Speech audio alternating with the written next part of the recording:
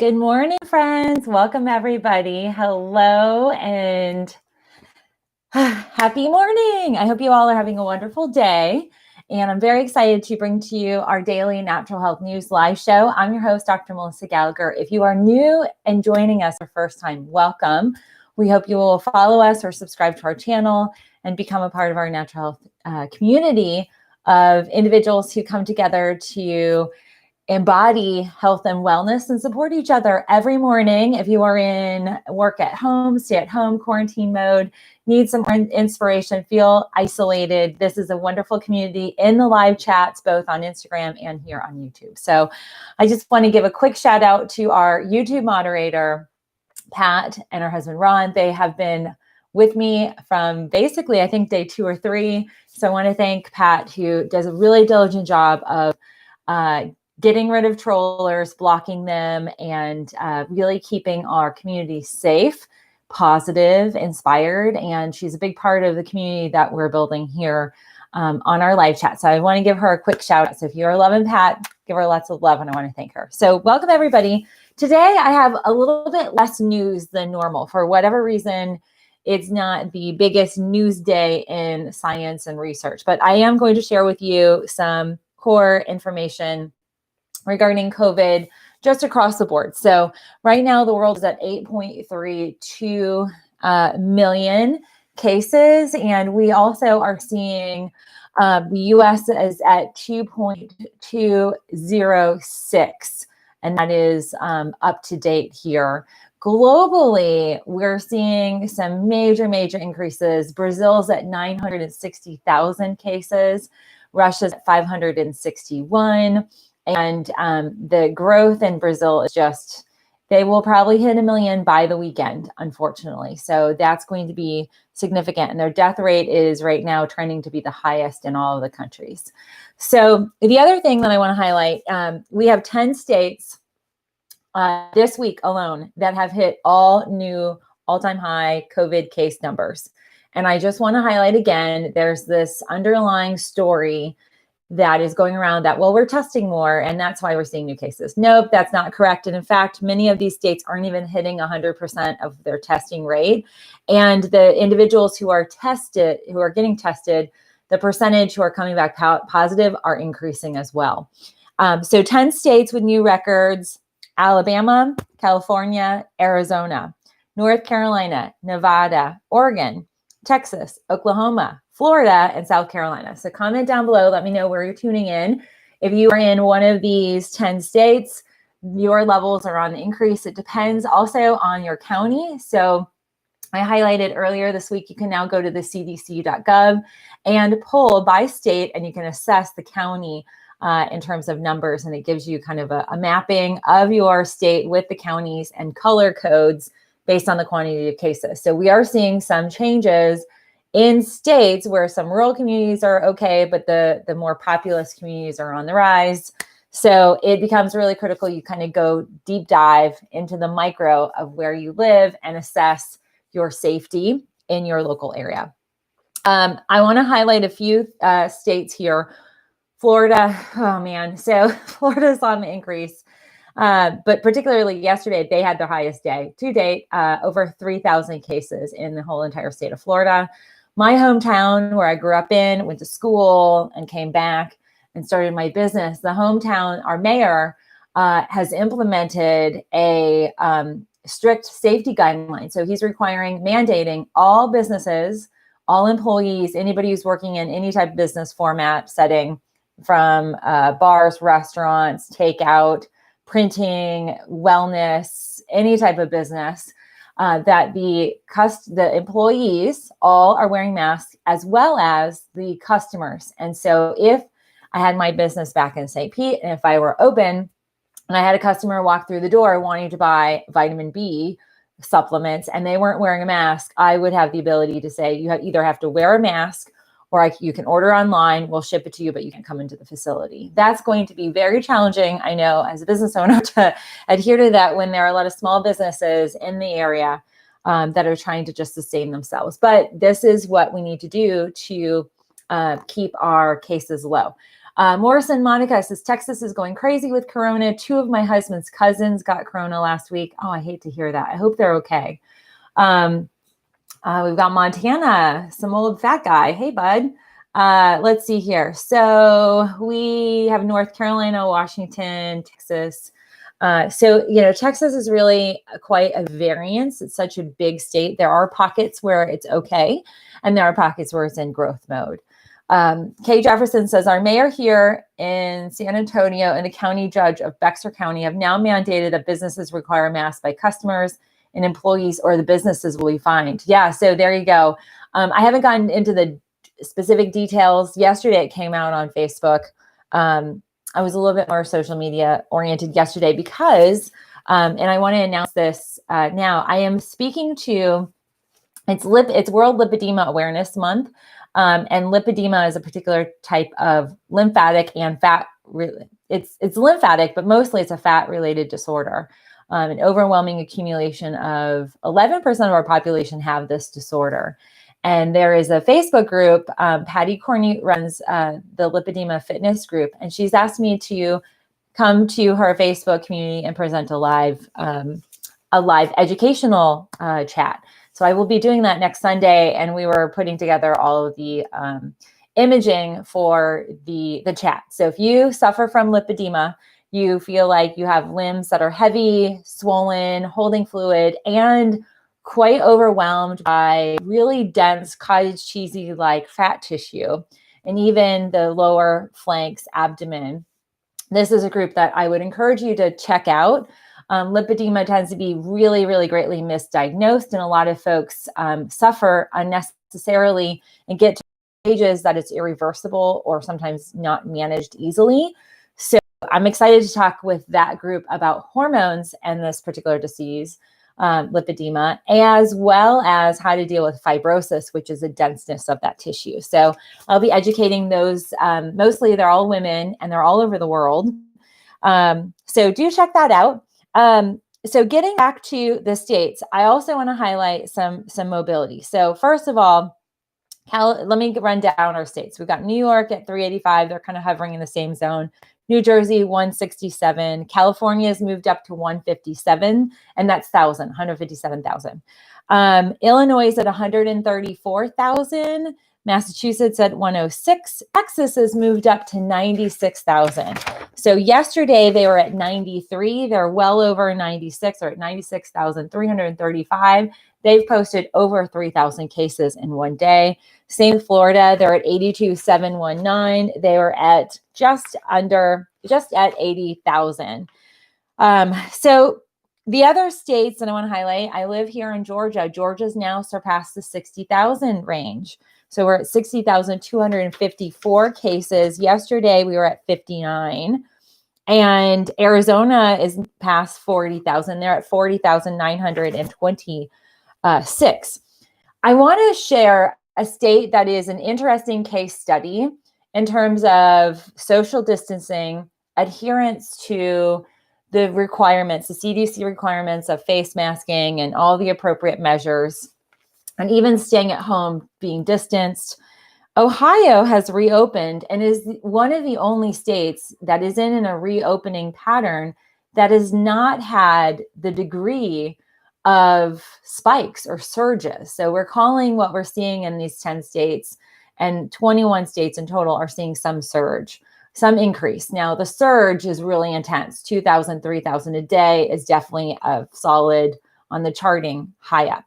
So Ohio, having reopened several weeks ago, they're not seeing a surge, and they are attributing this to 3 kind of key reasons. One, they're testing people earlier. So the sooner you can get people tested, the sooner they can either be hospitalized and or quarantine.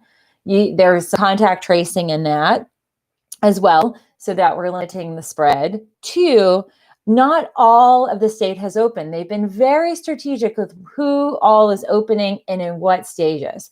So they slowly, every week or so, have rolled out a slow process of reopening. So restaurants were slow on the opening. Gyms were like added a week later. So it became this very slow rollout. And it also allowed everybody to get equipped and to meet all the safety requirements. They do put in place, everybody has to be wearing masks. They're requiring it in the businesses. The big thing that they're seeing that is noteworthy is a mobility of the state population that's still staying at kind of quarantine stay-at-home orders. So they've seen that traffic has remained at about a 46% reduction, and that people are staying home. They're not going out and about. They're not just resuming day-to-day life. Part of it's because the reopening has been staged and staggered, but also the mobility data is showcasing that people are not so fast to get out and get back to normal. So I think that's a really interesting case. We might see more develop from this. This is by no means like clinical research or like really in-depth detail that I could show you charts, but it was just identifying like some of the factors that could very well be one of the reasons why Ohio's reopening is not seeing a surge where other places like Texas and Florida and Georgia that are, and even Arizona, they're seeing really major spikes, and it was a fast reopening. So that is one thing. Now I do want to highlight, so internationally, you know, I like to cover international news as well. We do have an international community here.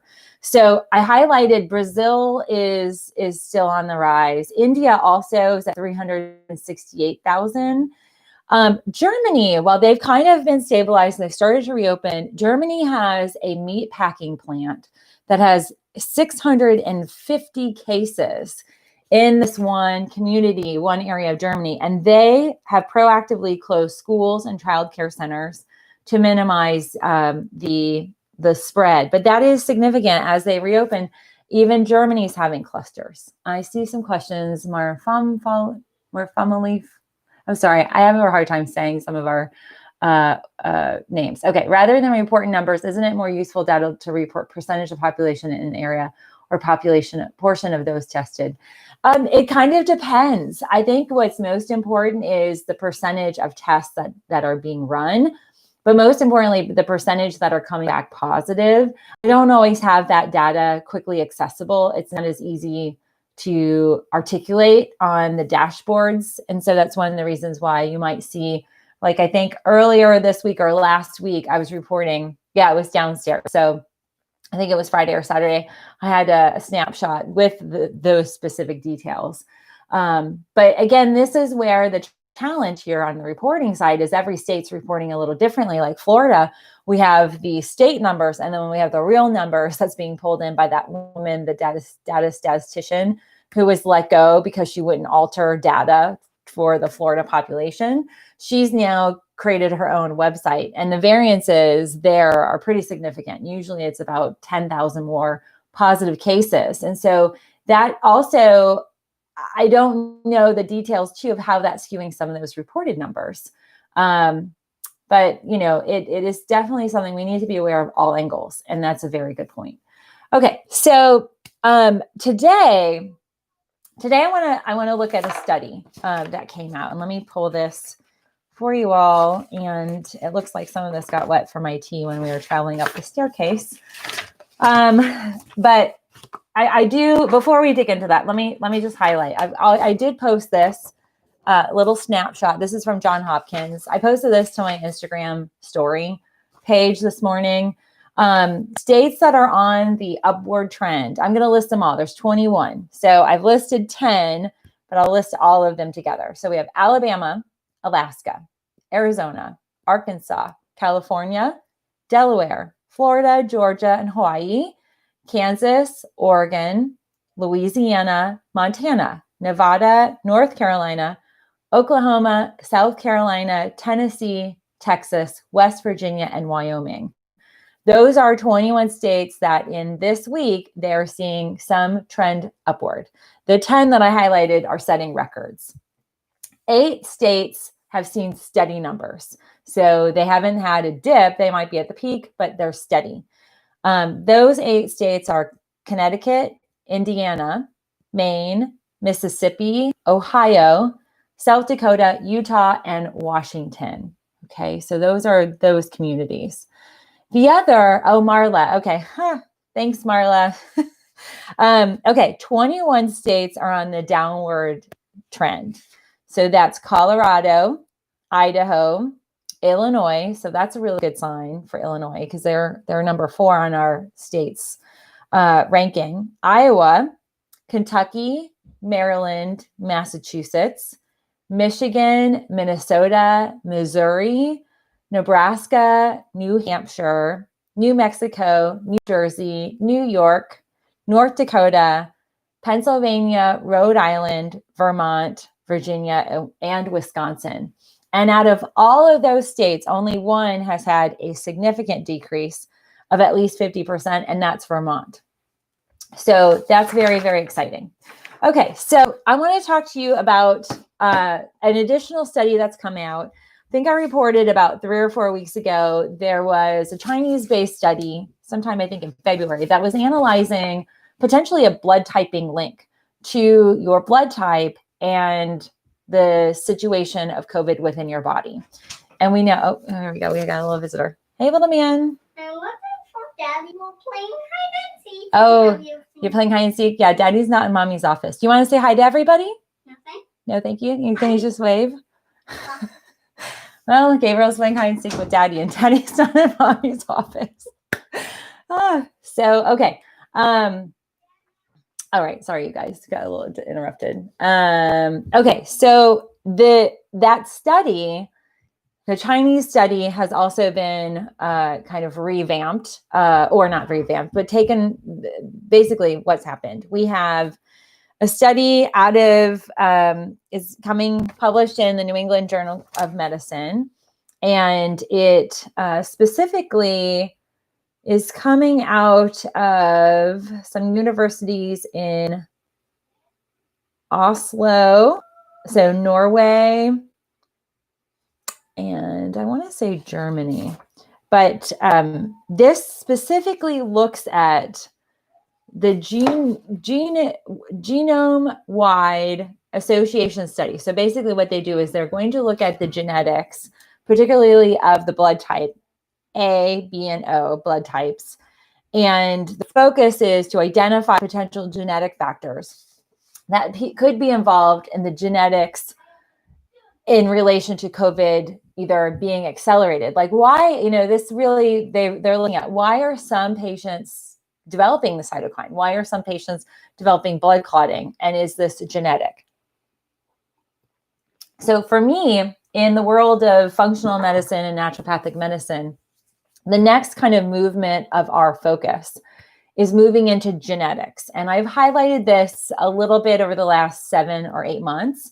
I personally am fascinated by it. When conferences get back up to normal, I have a few that were on my docket that I was going to be attending that are focused on genes and the Human Genome Project and gene mutations and the flexibility of turning genes on and genes off. There's a lot of research out there. There are a lot of good books I've highlighted in other videos. So I'll spare you of that. But essentially what they're doing is they're trying to identify variances in genetics within patients. And is there a factor linked to the overwhelming development of these cases? So they actually take a look at Spain and Italy. They've identified and isolated is a chromosome, and it's 3p21.31. It's a gene cluster that controls our ABO blood typing. And they've identified that certain blood types, and this is really quite fascinating. They look at Spain and Italy. So this is Italy. They've got the little flag here. Italy and Spain. So these are the search points. And, as of before our major expansion, this was the growth that they were seeing. So they analyzed all of these different cases in Milan and all over in Madrid. And they have identified and extrapolated certain underlying conditions like hypertension, coronary artery disease. And then they started to look at the gene sequencing, the chromosome pattern, and they've identified this one chromosome that they're studying. So within that sequence, they've started to look at the genotyping for individual patients and the calibration for the assessment of COVID in those patients. And so this 3P21.31, they've got it posted here. There's actually another one that they've analyzed in Q34.2, but this one is the most substantial one for blood typing. And what they've basically assessed is that overall, this particular chromosome, depending on your blood type, actually controls sugar on the cells, and that in turn, the quantity of sugar in turn affects the ability of the virus to be able to either attach to, those little spikes on the virus. So there's a lot of sugar coating that either may be effective or ineffective, depending on the blood type, of getting through and infiltrating. And what they show is blood type A has a 45% increase in risk factor. So the folks that turned out to be more overwhelmed with COVID were blood type A. This pairs right up with the Chinese study. I pulled that last night and was looking at it. So the blood type that was linked to blood clots, A, also tends to be a little bit more prone to blood clotting. That was another factor. So this is really interesting. It assesses potentially what's turning on the cytokine storm, and it could very well be the blood type group and the signaling within those gene patterns. There's also another, the secondary locus, it's in Q34.2, that particular type, they were attributing that to be signaling the sugar component. And that also skewed and created respiratory failure. Hi, honey. Do you want to come say hi? I'm looking for my iPad. You're looking for your iPad? I think it's in mommy camp room. They're out of. Hold on one second, you guys. My hamsters out. Your hamsters are out? Out of. Okay, we use ABC Mouse, and so he does lessons on there. But check on the couch, sweetheart. Okay. We're having one of those mornings. Okay, so what they've identified was that blood group A was associated with a higher risk of COVID, and certain biological mechanisms like the respiratory failure, the blood clotting, that was linked to the group A. And blood type O actually had a decreased likelihood. So they were only 65% likely to have some sort of impact by COVID, where type A was 45% greater than just the baseline. So they actually have in here a little bit of communication about, the other thing that's a factor that they assessed is sometimes when you're in a hospital, ICU, or you've undergone treatment for dialysis or other things, and you need a blood transfusion. O's tend to be blood donors. And so they actually look at the randomly selected blood donors and the risk with, if you're an A, you can either get A, so if A neg or A positive, you can only get that particular type, or O. And so O tends to be a universal donor. And they also factor that in terms of the non-blood donor control population, and that there are certain factors with the blood donors. So this is very fascinating. There's a lot to the appendix. There's a lot of folks that were involved. It's only 14 or 15 pages long, and I posted a link to this. So if you are curious, if you happen to be a blood type A, it might not be a bad idea to print this out. If you have to go to the doctor, if you have any type of blood clotting disorder, this would be something that I think it'd be important for you to have on hand and to bring with you if you have any doctor's appointments. So this is very, very very interesting. So I see Kedra type A and healthy, doesn't that factor in? So this is where genetics play a big role, and epigenetics, that's your environment factoring into your genetics. While you can be healthy, you have certain genes, you're born with these genes, and some of the genes can get triggered So they get either turned on or turned off. Sometimes it's something we can't control. Sometimes it is by environmental factors, nutrient factors, keeping a density of micronutrients, reducing stress levels, managing biochemistry and neuroendocrine balancing. So there's a lot of factors at play, and there are some amazing books out there that I'd reference you to read about specifically your blood type. And so I talk about this a lot. I know here on the lives, I adhere to this about 70% of the time, depending on the genetic history of my patients. If I have somebody who's Italian, they've immigrated to the country and their whole entire family line is grew up in one area in Italy, they're going to do really well on the Eat Right for Your Blood Type diet. Now, if there's a mix or a blending of blood types in the family history, that gets diluted. So there's a change in terms of also your genetic history of your blood types. And so that's something also to consider. But this book has been around forever. So Peter Diadamo. I've actually met him at one of the conferences I attend. He put out this book a long time ago. It seems like 20 years ago. But this is the main book, and it's 4 blood types, 4 diets. So A, B, and O. And he also has individual books. And I posted the individual books down below. Amazon, this book's on mega sale. So you can get this, I think, for under $5, which is a good deal. I always have this on hand. I also have the individual books. I don't have those here with me. But it basically breaks out a plan of attack for your blood type. And this is all about biochemistry. So food interacts with our blood. Medications interact with our bloodstream.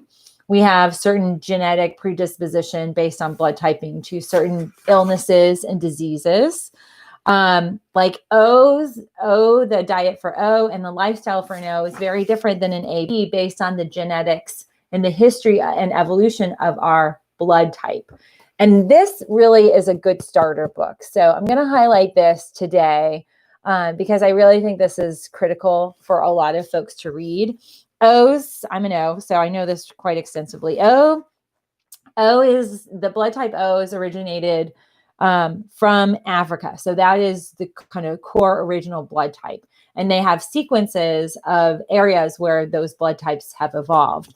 And based on that area, they dig into like what type of foods would be beneficial. Like gluten is not O beneficial by any means. And so our blood type's not evolved to manage and digest those certain foods. And we also are more prone to thyroid dysfunction, thyroid imbalances. It also digs into exercise, like A's. Tai Chi is an excellent exercise. So yoga is very good for type A. O's, we need like high impact cardio. We gotta pump out our stress via cardio impact or some sort of more strenuous activity. A needs less. And so they actually dig into abdominal breathing, relaxation techniques, different herbs.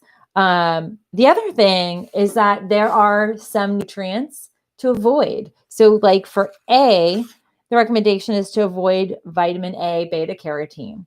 And that can irritate the blood vessels of type A blood types. And also they dig into a little bit more about A's tend to be low on iron.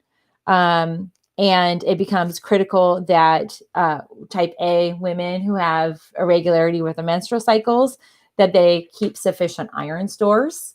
I mean, literally, it digs into everything. Certain, like, they kind of categorize like beneficial foods, neutral foods, and then harmful foods. So the harmful foods tend to be those that you want to avoid. And it also gives recipes, and it talks a little bit about like AB type can be more prone to ear infections. So type A children are going to see more instances of ear infections or bacteria overgrowth. So this book, seriously, I read it all the time, and I'll reference it before I meet with patients. This is really critical. If you are sitting here and you're thinking, oh my gosh, maybe I am in a potential risk category, or I'm in that blood typing category that might be riskier, blood type A, do check this out or grab the individual A. And I've got links down below where you can grab that on Amazon. For some reason, there's a major sale. So I don't know what that's about. I saw it. It's like, holy cow. I want to look here and see. I want to tell you how, I think it was the individual books are like $1.54. Let me see if I can go back to that. That's not letting me. So at any rate, the blood type I find very fascinating. And this is something, when we look at epigenetics, epigenetics are one of the factors that we do have control over. And so what we first have to do is you have to know more about your genes. You can do genetic testing. Your blood type is part of the genetic test. So if you do know your blood type, that's great. If you don't, you really should. And there are blood spot tests you can take where you don't have to go into a lab if you're a little concerned about that. But definitely do figure out what your blood type is. A lot of times your doctors, the blood draws, they don't always ask for that. So sometimes your doctor might not have a record of your blood type. And that becomes something that when we talk about food allergies, food sensitivities, gut-related imbalances, skin eruptions, even hormonal balances, we can start to assess, okay, what's our environment and our environment of stress, of chemicals, nutrient profiles, and also just the food that we're intaking. How is that either benefiting and working well optimally with our body, or how much is it creating dysfunction and grief within our body that we need to balance? And that really is the root of the blood type, eat right for blood type. So it's not just food-based, but it's lifestyle. And like, for instance, they have recipes in here, and some of them are pretty amazing. Like they have a saffron brown rice, spinach salad, tofu, pesto, lasagna. I've made a lot of these and recommended these to a lot of our patients. So this is quite an amazing book. Sharon says, I'm type A and I've always been iron deficient, even with supplements and a good diet. But after menopause, I had normal iron and didn't need to take iron. Yeah, so that's exactly what that book is talking about.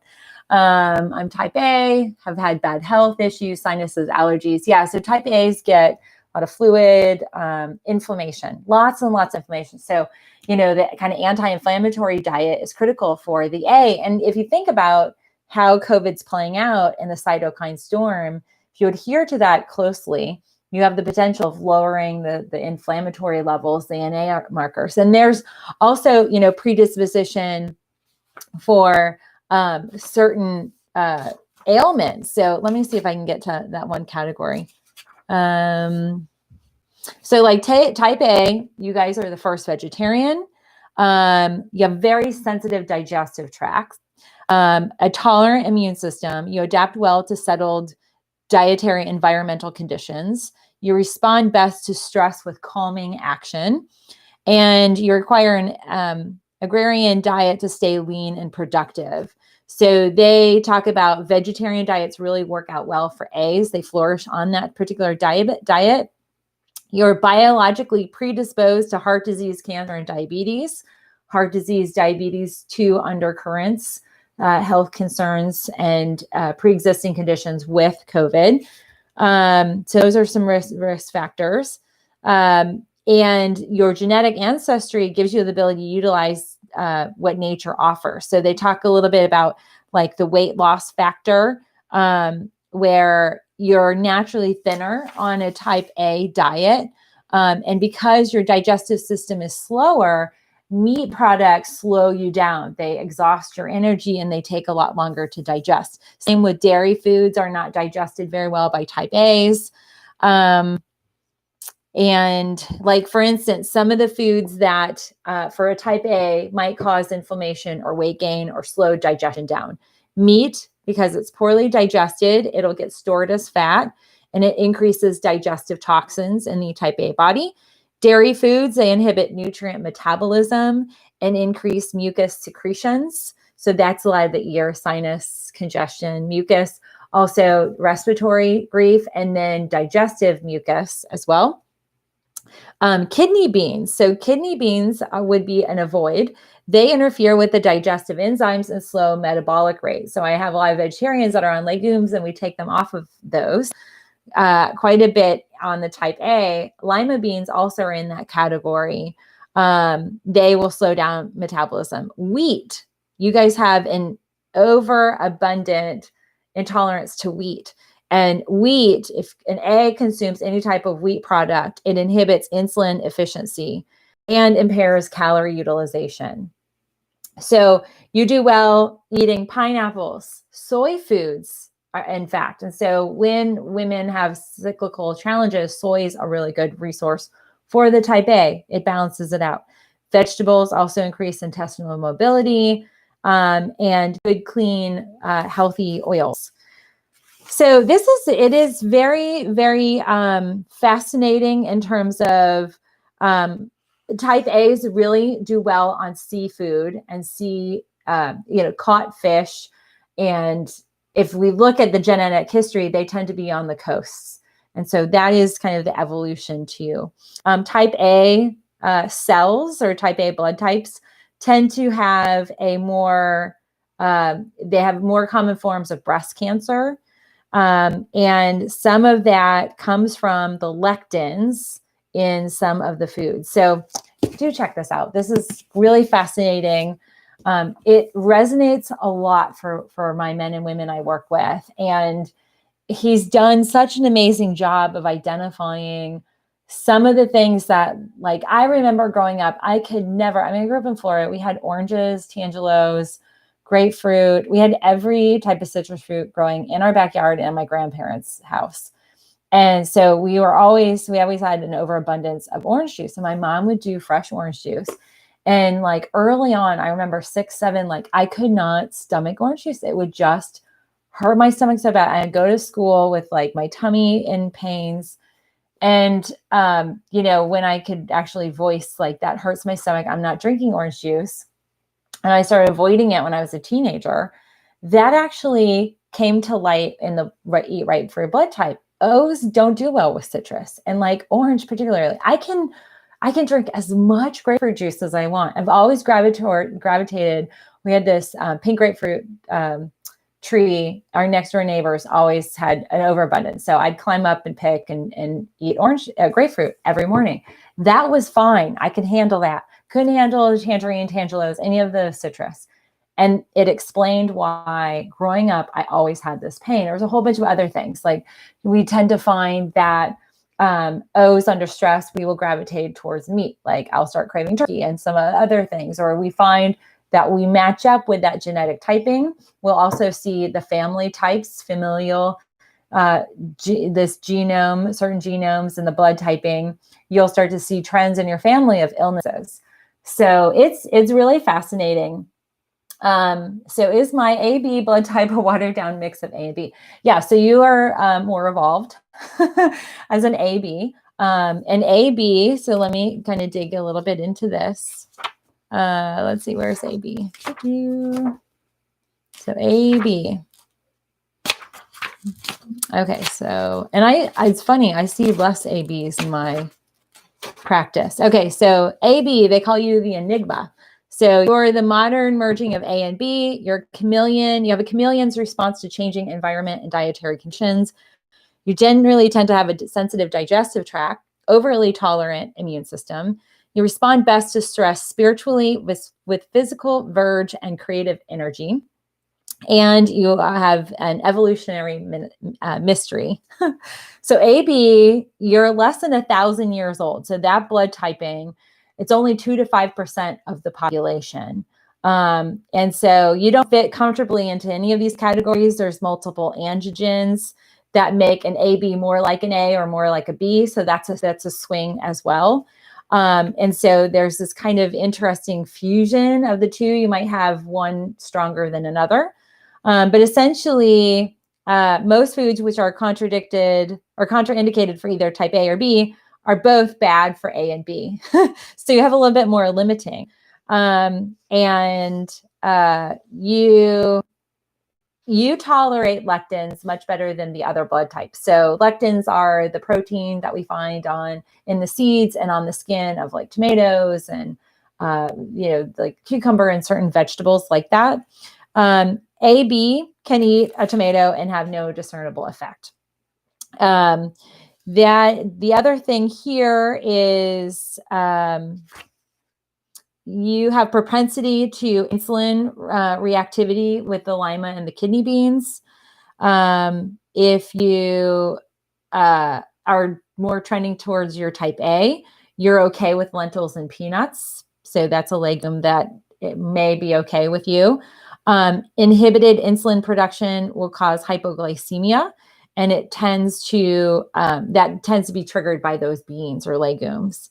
You don't nearly have the viral reaction to wheat or gluten that the rest of us have. And wheat, you should avoid it because it tends to make your muscle tissue more acidic. So it actually breaks down like the pH component. So foods that are good for you, tofu, seafood, dairy actually improves your insulin production. So that's, again, really dietarily specific. Again, just 2 to 5% of our population. That's a really slim quantity of people. Green veggies, kelp, pineapple, those are beneficial foods. So sometimes you don't have enough stomach acid to digest animal protein. So adding some, post-meal stomach acid enhancing can be beneficial. Eat smoked or cured meats. And that can cause stomach cancer in some of those blood types. So it's very, very fascinating. So I hope that helped. My sister-in-law is O negative. Her husband tested positive for COVID. She tested negative, and they did not apply any special restrictions. They still slept in the same bed. Holy cow. Well, that is very interesting. So I'm curious what his blood type is. I wonder if he's an A. Tested A, have A tested positive for do the anti-inflammatory diet. Yeah, anti-inflammatory diet is sometimes hard. Kidney beans, yeah. So, and here's the other thing. So folks that have kidney disease, kidney beans are very beneficial to the kidneys, but not if you are a certain blood type. So, this is where we can start to get a little bit more strategic, potentially, with our dietary needs and really tapping into how our genes play out and how to support our genes, particularly when it comes to blood typing, as we're seeing A's have a 45% increase of COVID being severe, where O's are the least likely for it to be severe. Okay, so Jules, jackpot, hello. I'm type O, and when I finally eliminated wheat, corn, and dairy, my allergies went away, and my gut was manageable, and I was able to lose weight. Yes, wheat and dairy are bad for us on the O side. We're like lean, nuts and seeds, super lean meats, vegetables, hunter-gatherer type of diet really works well for us. Let's see, my entire family did this O-type diet. We all lost at least 50 pounds each, felt great. Where can I get a blood spot test? That's a good question. I don't do any testing in our clinic, but I'm sure there's probably a way to research it. And I know that you can mail them in. I just don't know the name of the labs. Generally, I get all that. I get a packet of stuff from a lot of my patients. I already have a lot of the labs that we need to run or have a good, strong sense of their blood type. Is it better to take pepsin, HCl, and digestive enzymes before or after meals? So digestive enzymes, yes, before a meal. And what you want to do is you want to take that about 30 minutes before a meal. And you can arm your enzymes to match the needs of the food that you're going to eat. So if it's high protein, plant or animal-based protein, you want to have an enzyme that's more protease, that breaks down protein. If it's heavier fat, you want lipase, that can break down the fat. And that also includes if you're going to eat a salad with oil, balsamic vinegar or whatnot on it. On the HCl, I usually have you consume that in between your eating of the meal or just right after. That'll increase the stomach acids and allows you to better digest. So at age 30 is when we start to see a decrease in our stomach acid levels. 23andMe is doing studies on COVID and blood type. Huh. I have not heard about that. Let me write that down. I'm going to research that. Blood type. So, and that is, it's very fascinating. I think genes are really, that's a new wave of science and research. Let's see. He's A positive. There you go. So he's a type A, husband and wife pair. Wife is O, didn't social distance. They slept in the same bed. She tested negative. The husband with A tested positive. So that is a direct correlation and proof that this is what they found. So now, with that being said, I have to put this out there. Regardless of your blood type, you want to employ safety measures. You want to social distance, stay at home when you can, be smart when you're out. You want to protect your eyes, protect your nose and your mouth, wear masks, wear eye protection, make sure you're washing your hands, sanitizing, and being safe for yourselves. Make sure you've got a double layer mask. You can have a filtration insert, and that would be highly beneficial.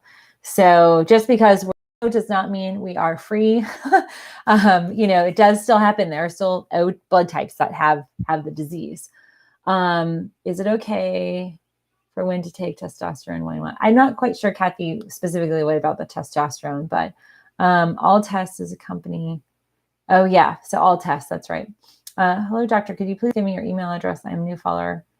So Leslie, if you just go to my website, you'll get all the contact info. It's naturalhealthresources.com. And I have to do a reminder.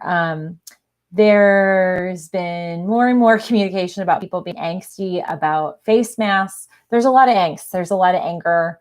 I had that recently directed at me on the Facebook group. Triggered because I posted the picture of me, right, that one right there. That's like my headshot that we use a lot of marketing. Most of the time I'm speaking and presenting, that's what I'll have my graphic gal put together for me. And it triggered people and they got really upset. I was wearing a white lab coat. And I think honestly, the white lab coats tend to be the ones who don't listen. But everybody, a lot of people in healthcare settings wear white lab coats and they're not necessarily MDs. So we have labs, we have techs, we have researchers, clinicians. I feel like everybody's just a nerve, just an exposed nerve, and all these different things are just enacting a lot of angst. So if you're feeling like that, definitely get out, take a walk, do some really good. I will recommend this for angst. I practice Kundalini yoga. That's like it's very beneficial O blood typing. So for all you O's, Kundalini is it. Kundalini really is very powerful at releasing a lot of energy and anger or imbalances emotionally, but also connects our whole emotional line. So literally from up here, third eye, all the way down the spine, it connects our energy sources. And you can really invigorate a lot of energy to organs and glands by doing this very, very easy yoga. It's not really yoga. It literally is just breathing. And literally they have one, I can't remember what our instructor calls it, but it's like if you think about it, you're like a dragon and you're like, and literally you're pushing out a lot of anger, and it releases energy from the liver and some of the other organs that are angsty. And I feel like we have a lot of folks that are in that zone, lots being challenged. People feel the face masks are taking their, rights away. We have, the racial inequality, healthcare inequalities being heightened right now. And it's tipping some people who don't like change or don't believe in any of these causes. It's causing a lot of angst. And so, I'm trying to employ grace, and I'm trying to understand where they're coming from. It doesn't excuse behaviors that are just rude and malicious, but, we just need to tone everything down. It's like a pot that's boiling over. So at any rate, that's my little side note. Now I'm curious, my good friend's couple, he tested positive for COVID, hospitalized, very, very ill. She kept testing negative. Now I want to know their blood types. Yeah, Jenny, when you know, tell us tomorrow. I'm so curious because that is so interesting, isn't it? Like how could that be? this is something that goes way deeper. I mean, this is, you can't change your blood type. It is, it's hard. We're hardwired. And so that might be a factor. Paradise Save, being ignorant is so sad. Knowledge gives us life and freedom. Thanks, Doc, for bringing us knowledge. Absolutely. Why do I get is what type of material how are you cleaning it? Like, is it disposable? You're going to have potentially some allergen sources. I like the ones that you can wash. I use, clean green type of cleaning process. I air dry mine. That becomes critical. I've actually had a few people say, the filtration in here, I'm noticing kind of darkness in my nose. That should not happen.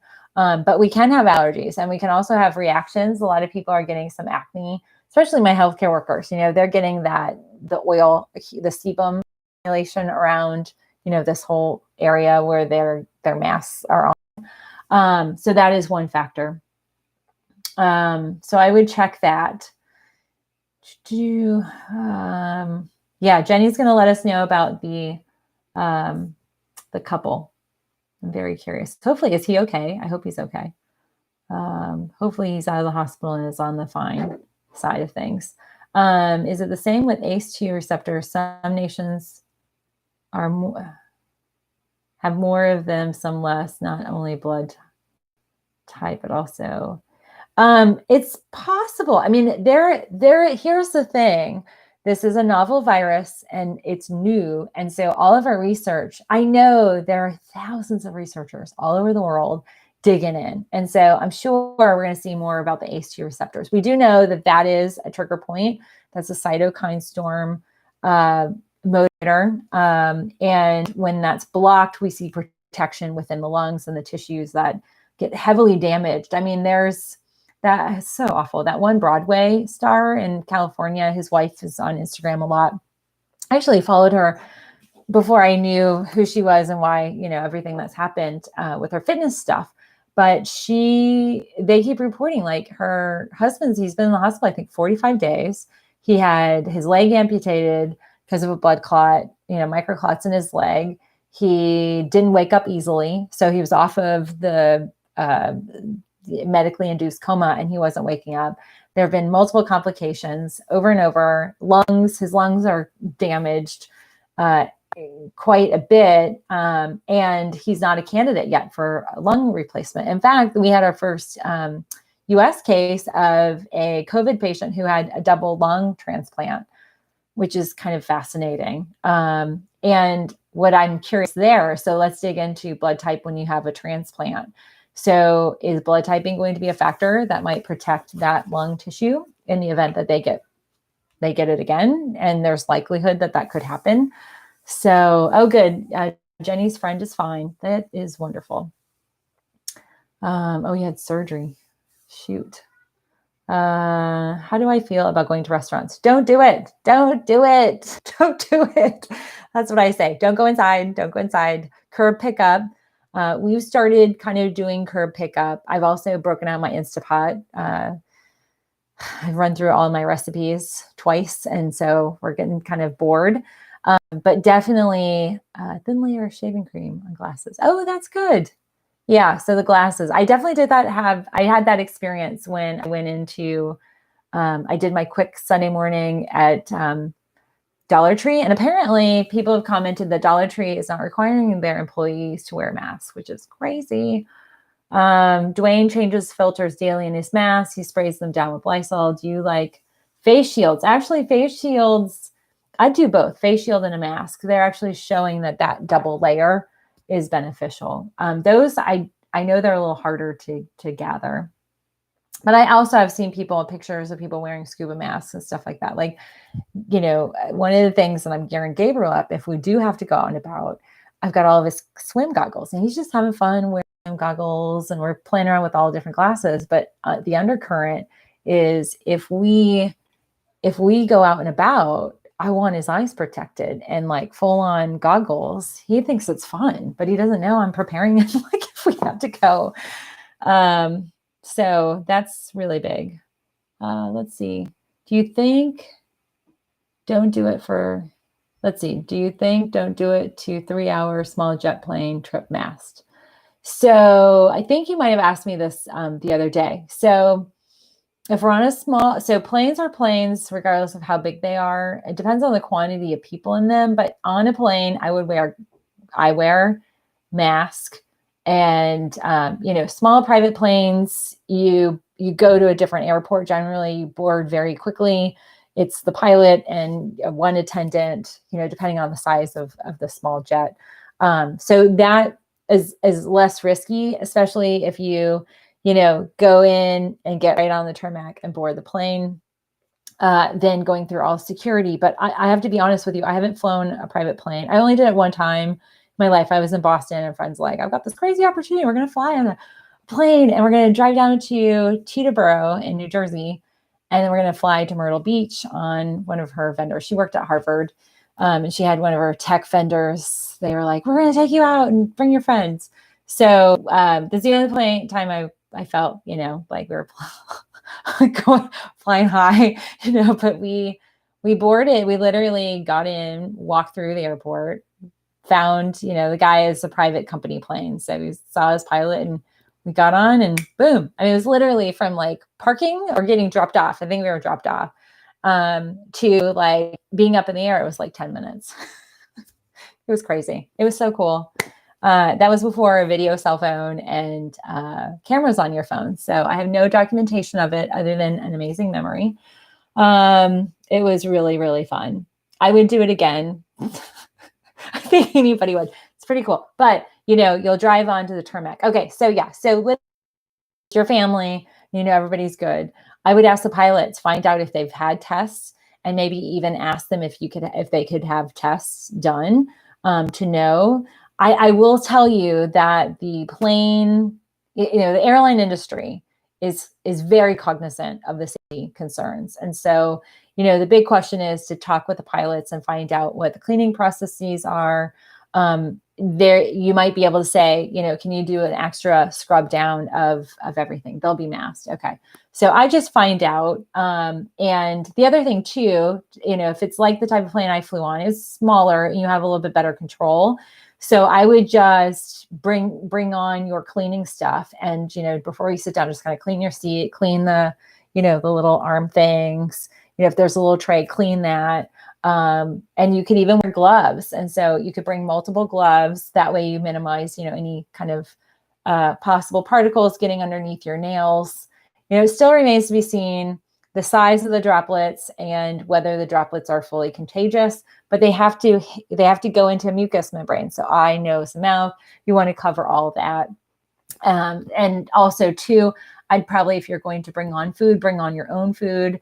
And honestly, I would avoid eating food as much as you can, just because you don't want particles to, if it's aerosolized, you don't want particles to just randomly get on your food and you ingest it. So, and you have a dog traveling. Okay. Yeah. So with our dogs, what we've done with some of our neighbors, we just kind of sanitize them. Like I use my Force of Nature, and we'll just kind of wipe their paws and so just wipe your pup's paws, after they get on the plane. And then, once they're off the plane, before they get into the car, wipe their paws and just wipe whatever. If somebody touched them, I just wipe that area, or give them a bath when you land.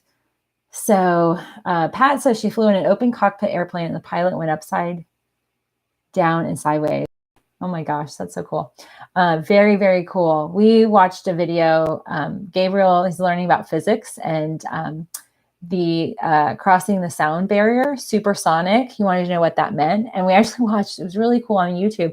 This guy flew with these Thunderbirds and he literally got up to like pulling 6.9 or 7.2 Gs.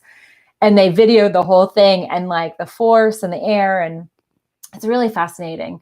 I couldn't do that, but it is, if you've got control, that's going to be key. Planning on staying right side up. Yeah. So she's planning on staying right side up, Pat. All right. So I really appreciate all of you. I know we're close to our time. Instagram, this will wrap and goes up on Instagram TV. I will post the same link. So sometimes it takes me a little bit of time to transfer it. These books, for some reason, Amazon has these on sale. So less than $5. The individual ones, I love them. They're really small. You can grab them and put them in a purse. I used to carry them with me all the time until I memorized what was good and what wasn't. But great reference tool. So thanks, everybody. Tomorrow is Q&A Live, Q&A Friday. So I'll post. I'm looking forward to answering your questions. Thanks, everybody. Have a good day. Bye, Instagram. And thanks, Pat and YouTube. I'm so grateful for all of you. You guys are so inspiring. And thanks for being gracious with our little interruptions here. All right. See you guys later. Bye. Have a good day.